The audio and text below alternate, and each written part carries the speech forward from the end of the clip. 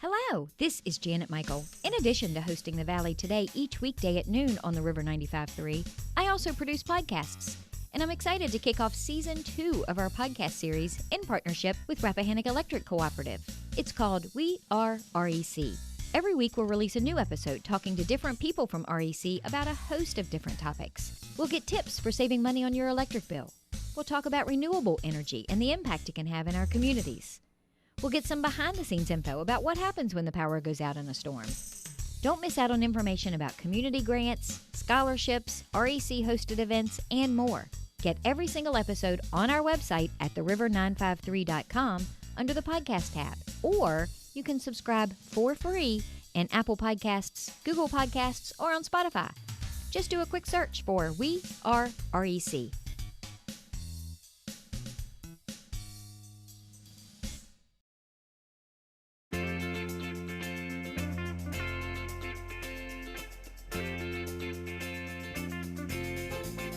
Hello and welcome to The Valley Today. I am your host, Janet Michael. It is Wednesday, of course, as you are listening to the show. We, however, have pre-recorded our conversation over Zoom on a Monday afternoon. Sarah Ames is joining me on the Zoom screen. She is the executive director of the Barns of Rose Hill. We're having a music-based middle of the week, Sarah. I feel like this is the happy place for a lot of people. They go to their music first. We talked to Dennis Lynch yesterday from the Shenandoah Valley Music Festival, and now you're going to tell us all about the cool concerts that are happening at the Barns of Rose Hill as well.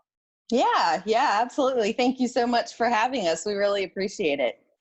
It's definitely been an unusual year, not only for us, but everybody, but primarily the music industry too.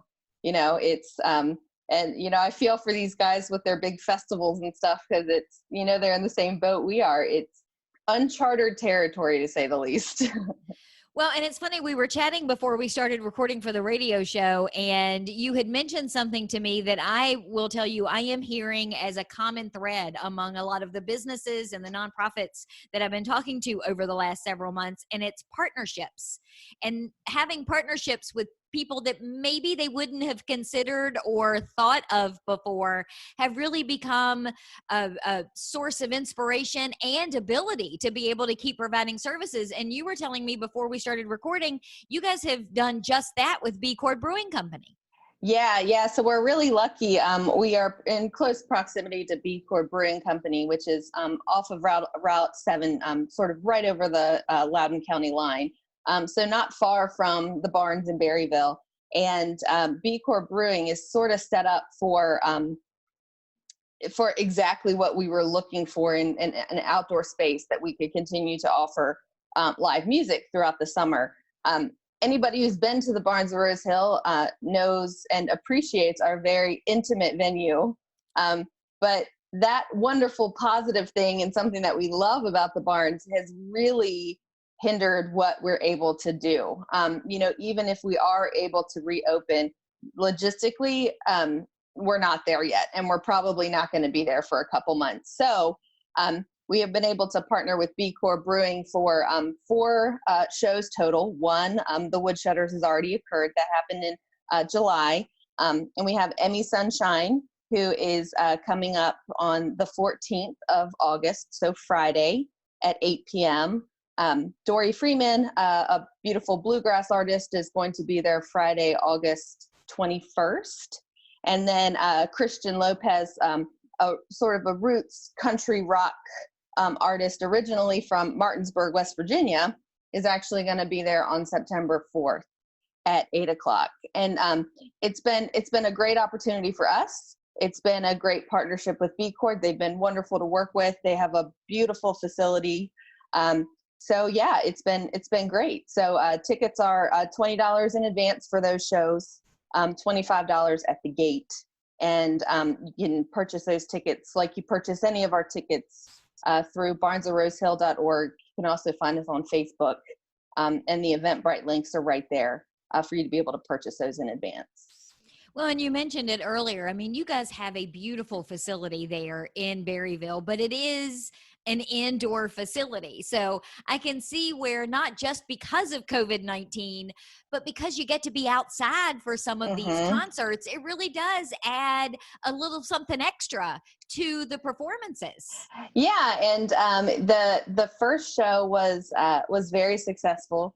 We're sort of on pins and needles, making sure that people are keeping their distance and wearing their face masks and doing all the things that we respectfully ask our event goers to be responsible, be respectful, do all of those things.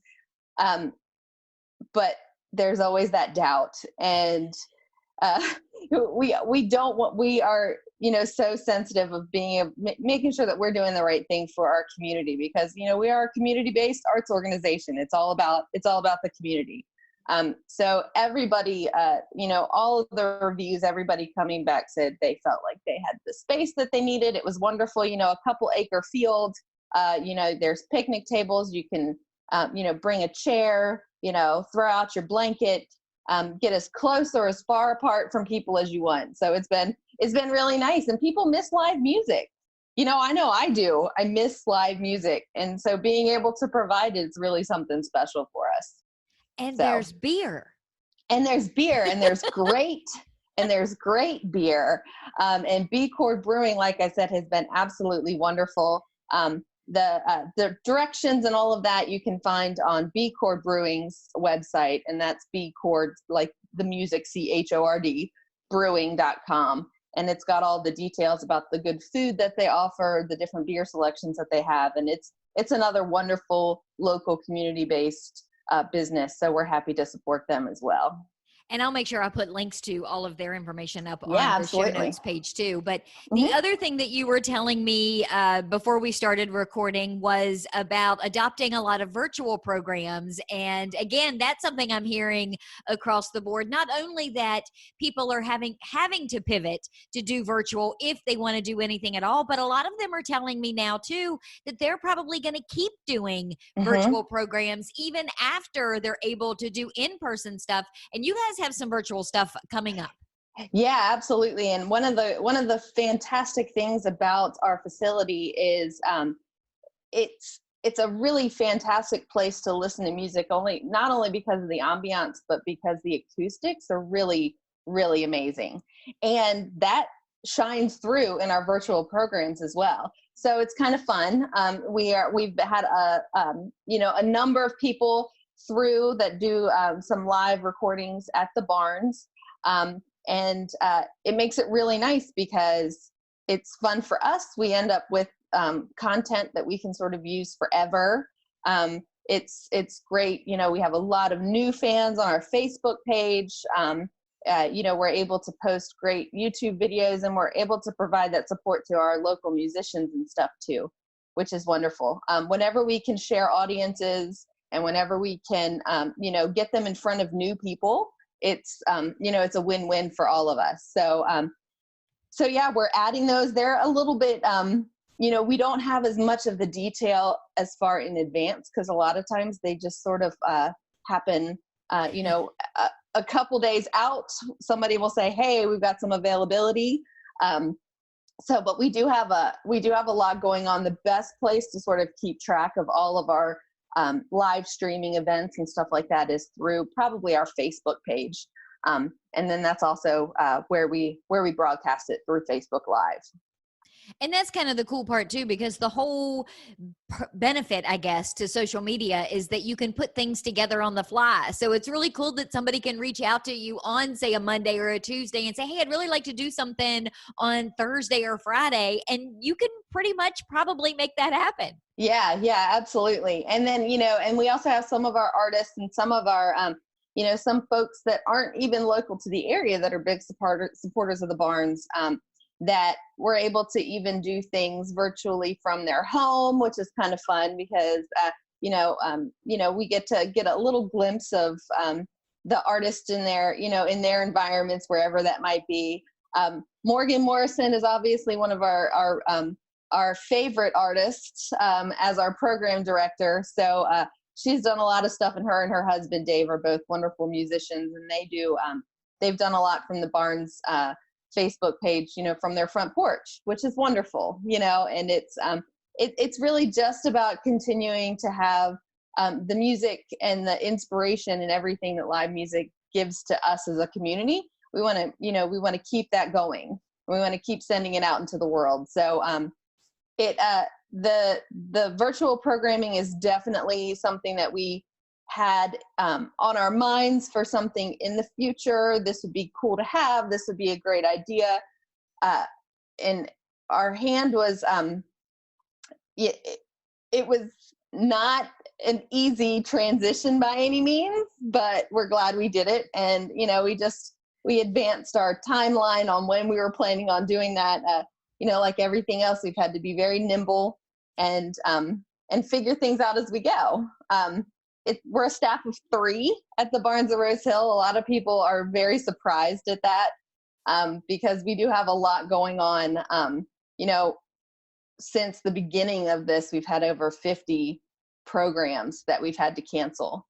So there's a lot happening, but along with Morgan and Nathan Borger, our director of operations, we sort of all had to pull together, and we figured it out. So well, and I think that's the one thing that I guess if you have to find something positive in this pandemic, it is that a lot of businesses and organizations like yours, even if you're trying something new and it's not something you had intended to do right now, even if it fails, you're still doing it in front of everybody else who might not be making it work for them either. So sometimes a failure is a little less noticeable. Yeah. But I haven't seen anybody that has had that kind of a failure yet. Everybody is just so open to anything new, and they're so supportive of what everybody is doing, especially when it comes to doing stuff virtually and online. So kudos to you for pulling it together and making it work. Yeah. Well, thank you very much. Thank you. It's certainly been a team effort, and we're excited to still be here. It's as a very small rural art center. We're celebrating 10 years next year in 2021. So that's a huge success. And this is definitely probably the scariest time that we've had in those 10 years. So like I said, we're happy to just be able to continue doing what we do for our community. Well, let's take a quick break. When we come back, I know you guys have a Barnstorming benefit coming up. So can you give me all of the details for what that's going to look like, how it works, when it is, and all of that in the next segment? Absolutely. Okay, we're going to take a quick break. When we come back, though, we're going to continue this conversation with Sarah Ames. She is the executive director at the Barns of Rose Hill. They are located in Berryville. It is not, I was getting ready to say it was Tourism Tuesday, but it's not. It just feels like Tourism Tuesday on a Wednesday. We'll be back and have more of a conversation with Sarah in just a couple of minutes. Do you know anyone who is struggling with financial hardships because of coronavirus? Our new webinar called Coping with the Money Crunch can help. We'll talk about immediate options to consider, revising or creating a spending plan, and lots of community resources. Then we'll cover how to narrow your priorities, contact creditors, and avoid scams and risky loans. The webinar is free, and you can either join by phone or through Zoom on a smartphone, tablet, or computer. You can find out more by visiting the Northern Shenandoah Valley Financial Education Program on Facebook or calling Karen Poff at 540-635-4549. Let me show you how to make your own plan or help someone you care about get through the crisis. Call 635-4549 or visit at NSV Financial Education on Facebook today.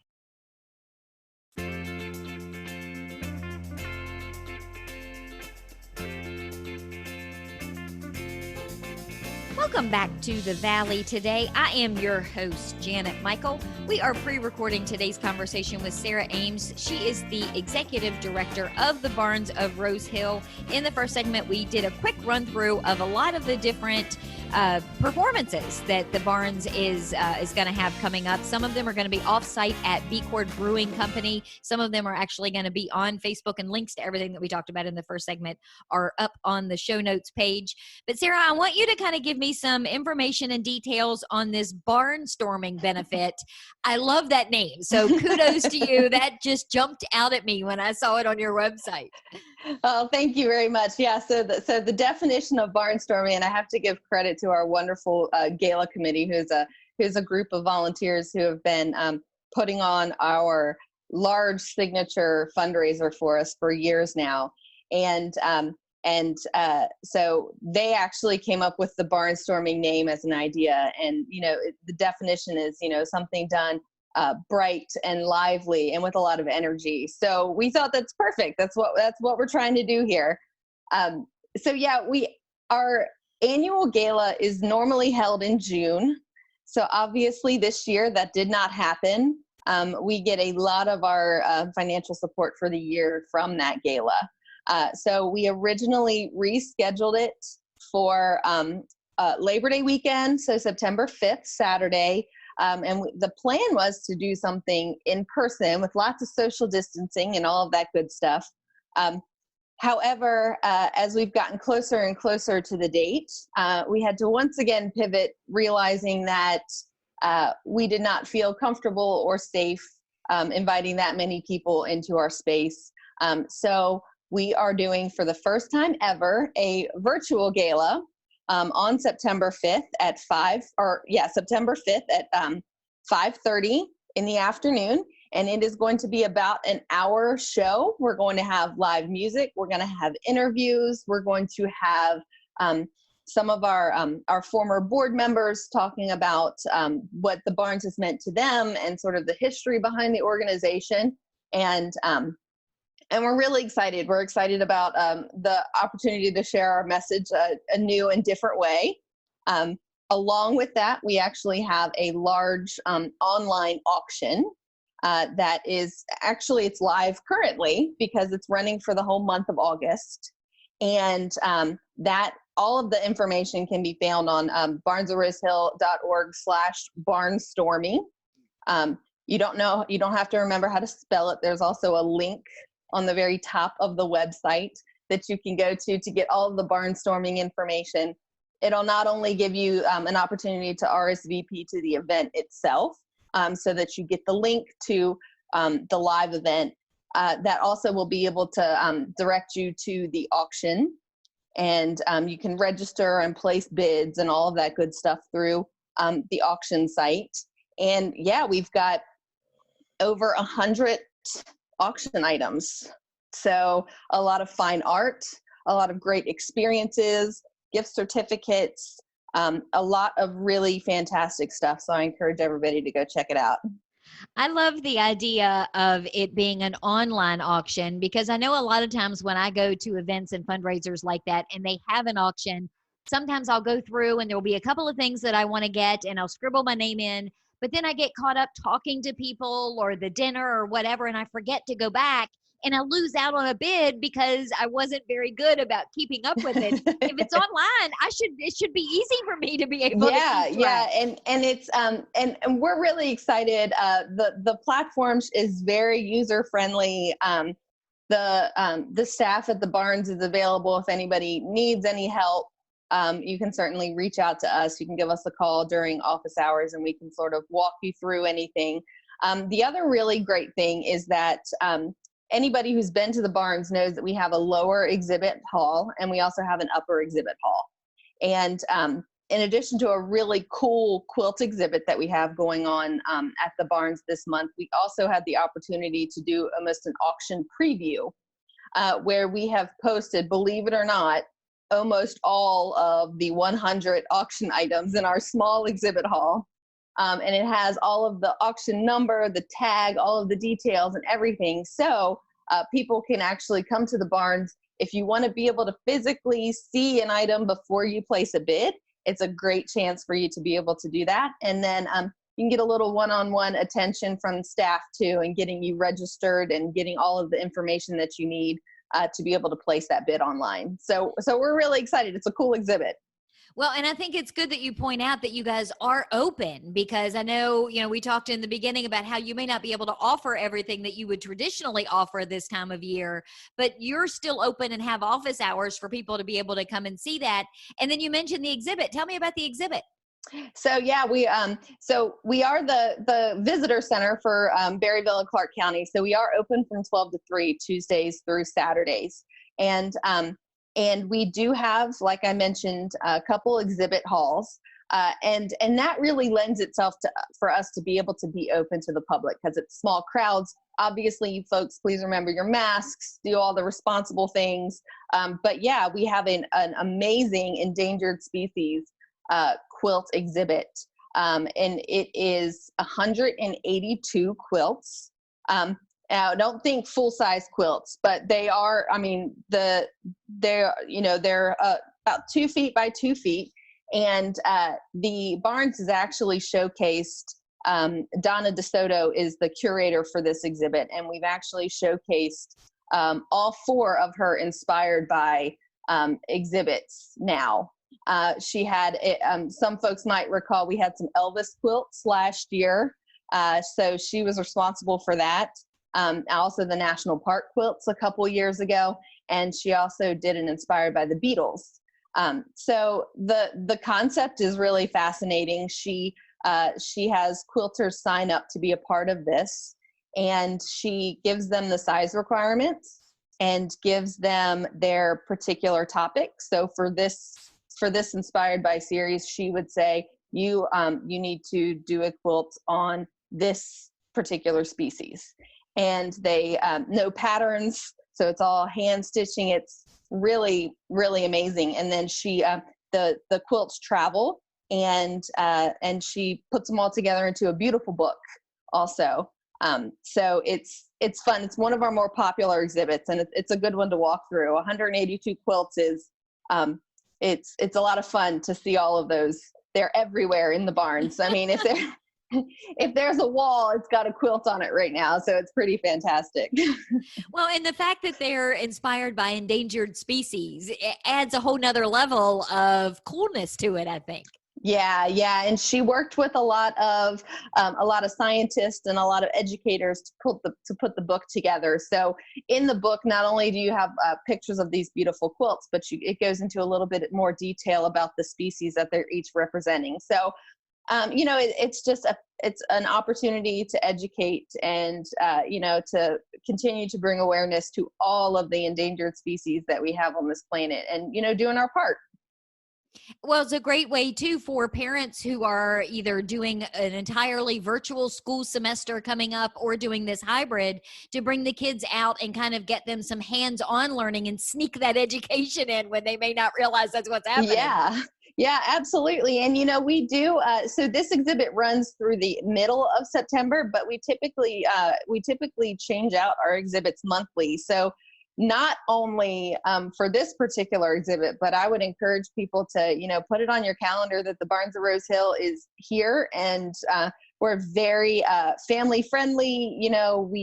We love folks to come in and check out what we have going on, and there's always something neat happening. So yeah, keep an eye on our exhibits because it's a nice variety that we have that come through, and like I said, they change about monthly.